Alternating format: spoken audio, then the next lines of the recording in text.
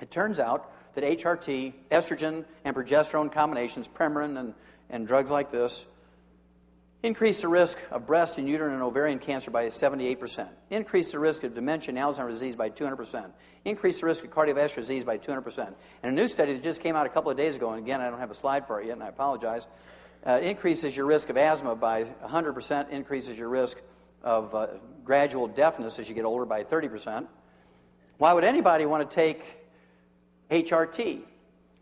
Well, Dr. Wallach, you got to get rid of the hot flashes some way. I said, well, why would you risk all these terrible things just to get rid of hot flashes, night sweats? See, you're just a man. You have no idea. I mean, women used to beat me up all the time in my practice. I said, well, it's not worth it. And so we went back to the old Lydia Pinkham's formulas. And guess what? Worked like a charm. There's 29 major studies which shows that it gets rid of the hot flashes and night sweats. Then you throw in the liquid calcium, and guess what? 1,200 milligrams per serving. You deal with the concerns about osteoporosis. You don't have to have all the risk from the HRT. You don't have to have all the risk from HRT.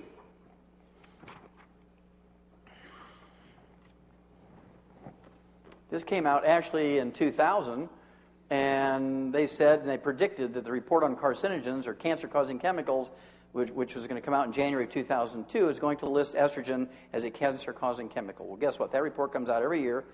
And guess what's at the top of the list of cancer-causing chemicals? Estrogen. What makes it most dangerous is doctors prescribe it. Doctors prescribe it.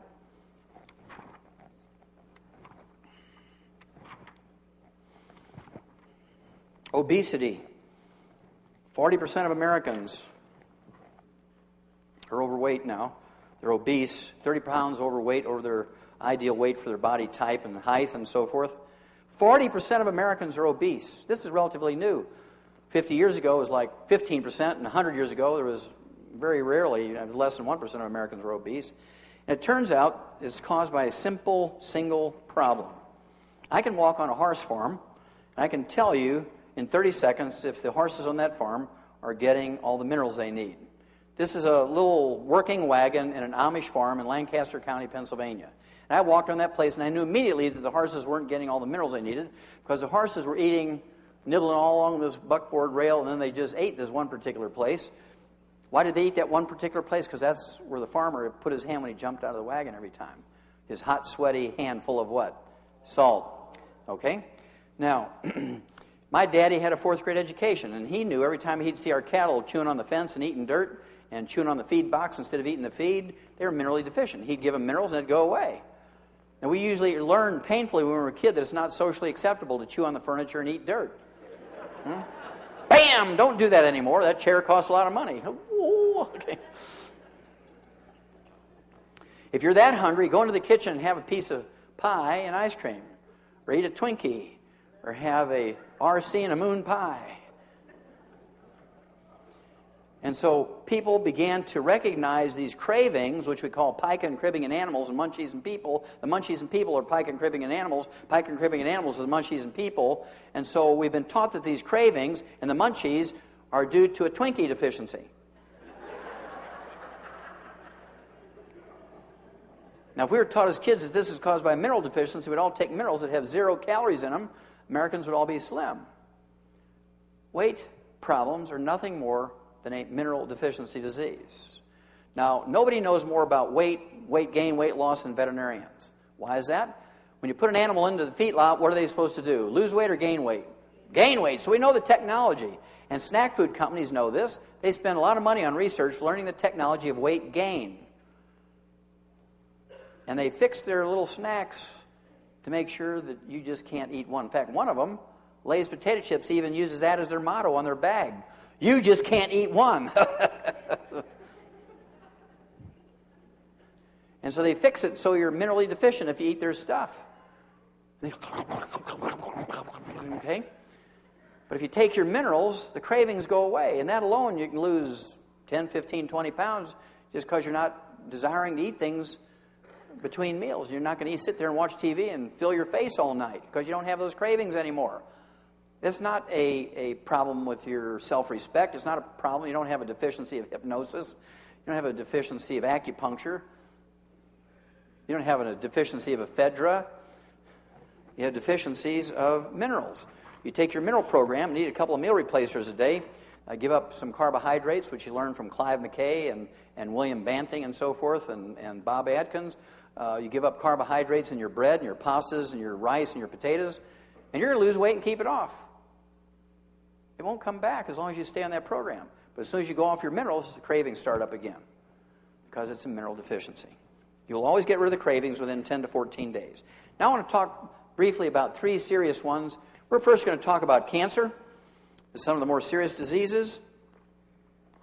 This came out in 1997. We had spent $30 billion on a war on cancer. This bill was signed by Nixon when he was in office. And despite 26 years of spending this $30 billion, researchers suggest putting emphasis on prevention. Now, you give me $30 billion, 1 year's time, I'll find you a cure. And why couldn't they find a cure for $30 billion? I mean, we only took $100 million to fly a man to the moon, put him on the moon's surface, pick him up, and bring him back. $100 million to do that. $30 billion, they looked for a cure, but they didn't think outside the box. They weren't really looking for a cure. They spent all their time looking for a better chemotherapy with your tax money, because that's where the money is. Well, during that time, every 5 years or so, they doubled the amount of money for research. The death rate remained the same. So they weren't looking in the right place, obviously, or really looking that hard. I know your doctors didn't tell you about this one. This one came out in October of 1998. There was a Harvard Nurses Health Study. It had 90,000 nurses, 20 years of data, and they could only use 15 years of the 20 years of data in the study for these 90,000 nurses because for the first 5 years there were not enough nurses using multiple vitamins. And what they found out was these 90,000 nurses who take multiple vitamins for at least 15 years can cut the risk of colon cancer by 75%. Are there any drugs that will do that? Is there a drug in the market that will cut your risk of colon cancer by 75%? No.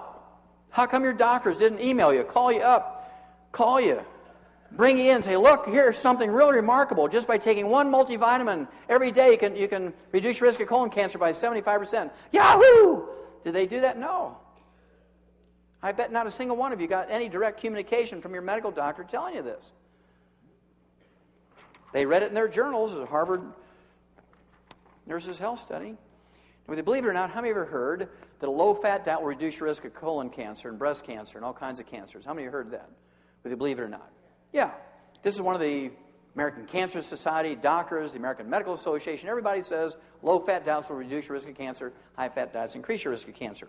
Harvard Nurses Health Study, 90,000 nurses, 20 years of data. They compared the rate of cancer in these 90,000 nurses, comparing those that had more than 50% of their calories as fat, which is a very, very high-fat diet, compared to those that had less than 20% of their calories as fat, which is a very low-fat diet.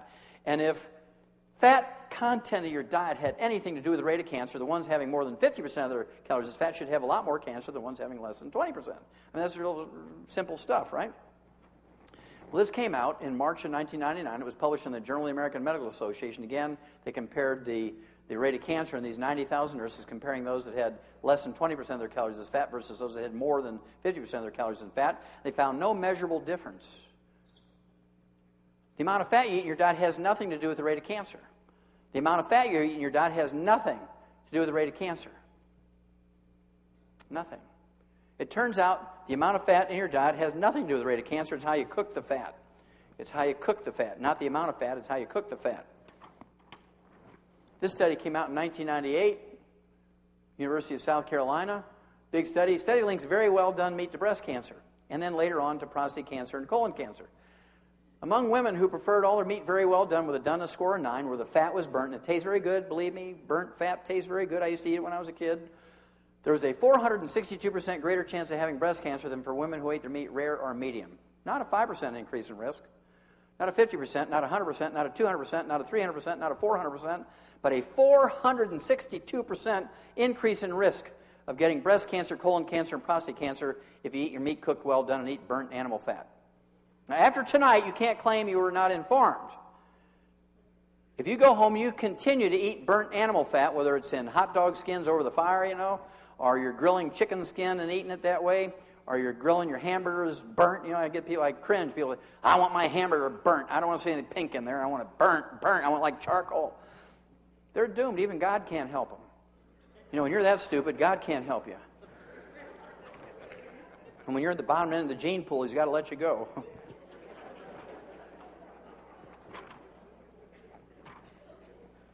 Now, whether you believe it or not, how many of you heard that a high fiber diet will reduce your risk of colon cancer? Whether you believe it or not, how many of you heard that? Yeah, that's another one of those truisms that the American Cancer Society and your doctor wants you to believe. Of course, Quaker Oats likes that one, right? Low-fat diet, high-fiber diet. Harvard Nurses Health Study, 90,000 nurses. They compared the rate of colon cancer, these 90,000 nurses, comparing those that had a high-fiber diet versus a low-fiber diet. They didn't like the results, so they threw in 50,000 male doctors. They compared their rate of colon cancer, the ones who had a high-fiber diet versus those that had a low-fiber diet. Now they had 140,000 human subjects, and this came out in January of 1999. It was published in the New England Journal of Medicine, very respectable medical journal. 90,000 female nurses, 50,000 male doctors. They said high-fiber diets don't cut colon cancer by any measurable amount. Zero. Nada. Eating a high-fiber diet did not protect you in any way, shape, or form from any cancer. Zero.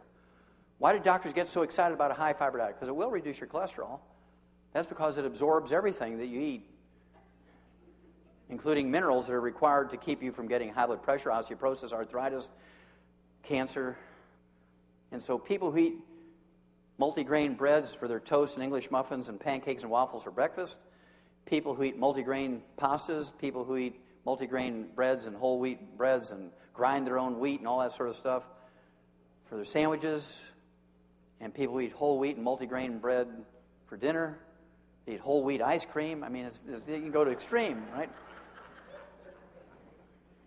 They have a 500% increase in risk of all these other degenerative diseases which kill you. So by eating a high-fiber diet, your risk of those other diseases goes up and doesn't affect your risk of cancer at all. The only thing that doctors get excited about, really, about a high-fiber diet is it lowers your cholesterol. And does that do anything for you? No. Doesn't do a thing.